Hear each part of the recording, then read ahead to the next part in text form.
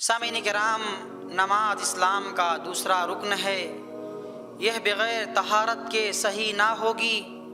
طہارت پانی اور مٹی ہی سے حاصل کی جا سکتی ہے۔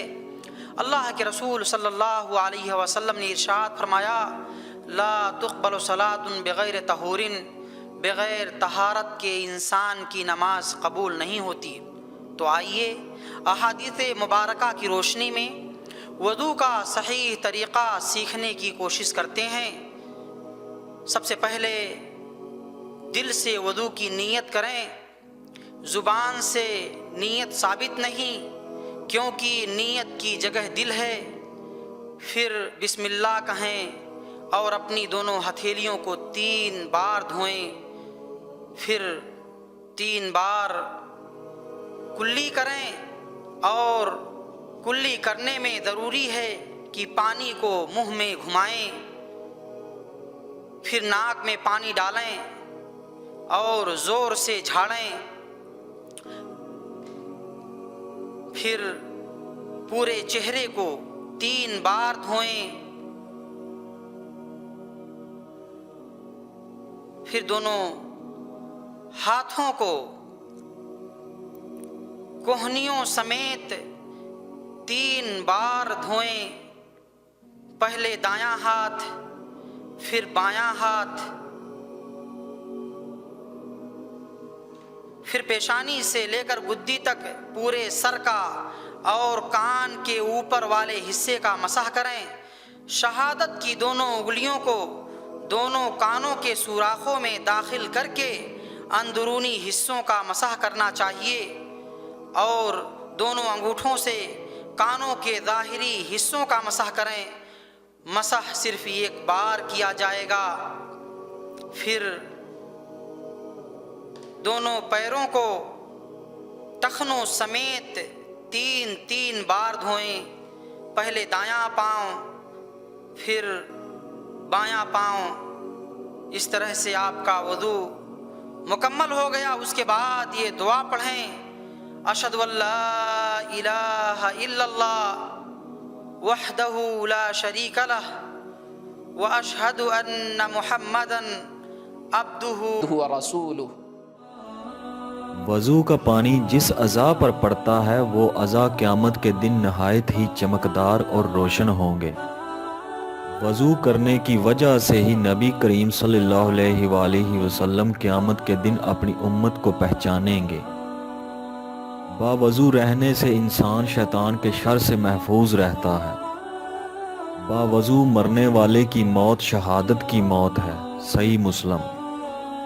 باوضو سونے والے کے لیے ایک فرشتہ ساری رات مغفرت کی دعا کرتا رہتا ہے، صحیح مسلم۔ وضو کی فضیلت میں آپ صلی اللہ علیہ وسلم بیان کرتے اور فرماتے ہیں، حدیث میں آپ نے فرمایا، صحیح مسلم کی روایت، اور کہا، کیا میں تمہیں گناہوں کو مٹانے والے درجات کو بلند کرنے والی چیزوں کو نہ بتا دوں؟ مطلب کیا میں تمہیں ایسی چیزیں نہ بتا دوں جو گناہوں کو مٹا دیتے اور درجات کو بلند کرتے ہیں، مطلب دوہرا کام کرتے ہیں۔ حاضرین نے کہا، صحابہ نے کہا، اللہ کے رسول صلی اللہ علیہ وسلم، ہاں بالکل، ہمیں بتائیے ایسی چیز جو گناہوں کو مٹاتی ہے، درجات کو بلند کرتی ہیں۔ تو آپ صلی اللہ علیہ وسلم نے فرمایا اور کہا، ناپسندیدگی کے باوجود جو ہے اچھی طرح سے وضو کرو۔ ناپسندیدگی کے باوجود مطلب فجر کا وقت ہے، سردی کڑک ہے ایک دم، وضو کرنا مشکل جا رہا ہے، پسند تو نہیں ہے، لیکن اس کے باوجود بھی نماز پڑھنا ہے تو وضو کرنا ہے، کر رہے ہیں آپ۔ ناپسندیدگی کے باوجود، یا کبھی دل نہیں چاہ رہا کہ پانی کو استعمال کیا جائے، یا پانی دور ہے، بہرحال جو بھی تکلیف ہے اس میں شامل ہے، تو ناپسندیدگی کے باوجود کو وضو کو مکمل کرو، اچھی طرح کرو۔ یاد رکھیں، مکمل وضو کرنا مطلب جتنا بتایا گیا پورے اعضاء کو اچھے، ناپسندیدگی کے باوجود۔ دوسرا عمل فرمایا اور کہا، مسجد کی طرف چلنا اور ایک نماز کے بعد دوسری نماز کا انتظار کرنا۔ یہ دوسرا عمل ہے۔ پہلا عمل وضو کو اچھے سے کرنا ناپسندیدگی کے باوجود، یہ نیکیوں گناہوں کو مٹاتا ہے، نیکیوں کو بڑھاتا ہے، درجات بلند کرتا ہے۔ دوسرا عمل مسجد کی طرف چلنا اور ایک نماز پڑھنے کے بعد دوسری کے لیے دل میں ایک کھٹک سی لگی رہنا کہ دوسری نماز چھوٹ نہ جائے، کہ چوک نہ جائے، بھول نہ جاؤں اس کو، اس کا انتظار کرنا، اور کہ دشمن کے مقابلے میں جو ہے اپنے آپ کو تیار کرنا۔ 3 اعمال آپ نے بتائے۔ یہ 3 اعمال کرنے سے کیا ہوتا ہے؟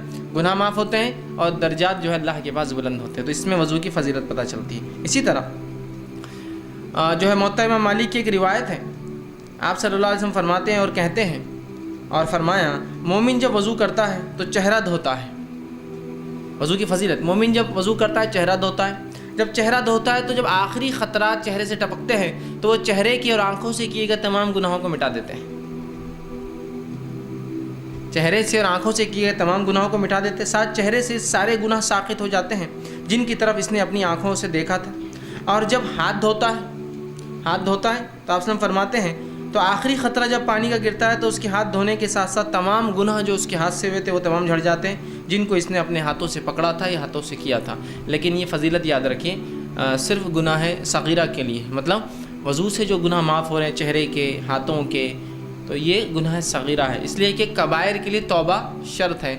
صغائر کے لیے نماز سے نماز پڑھنا، وضو کرنا، غسل کرنا، طہارت کا اہتمام کرنا، لوگوں سے ملاقات کرنا، رشتوں کو قائم رکھنا، بہت سی ایسی باتیں آتی ہیں جو جتنی بھی آتی ہے گناہ معاف کرنے کی وہ صغائر ہوتے ہیں. کبائر بڑے گناہ بغیر توبہ کے معاف نہیں ہوتا، کہ چھوٹے گناہوں کی بات ہوتی ہے. تو تمام صغائر آپ کے چہرے سے جو ہوتے ہیں، آنکھوں سے جو ہوتے ہیں، عام الفاظ میں اگر لیا جائے اس کو تو وضو کا پانی جن جن اعضاء پہ لگ رہا ہے جب وہ وہاں سے نتھر کر جاتا ہے تو ان اعضاء کے گناہ معاف ہو جاتے ہیں. چونکہ عموماً گناہ انسان چہرے سے کرتا ہے، آنکھوں سے، منہ سے، کان سے، اور دوسرا ہاتھوں سے. پیر سے عموماً گناہ نہیں ہوتے ذاتی طور سے، ہاتھ ملوث ہوتے ہیں وہ ہوتے. ٹھیک، تو بہرحال تو اس لیے کہا کہ چہرے کے، آنکھوں کے اور ہاتھوں کے گناہ معاف ہو جاتے ہیں. تو الحمدللہ کتنی بڑی فضیلت ہم دیکھ رہے ہیں وضو کی یاد رکھیں. اور وضو یہ مستقل عبادت ہے، یاد رکھیں.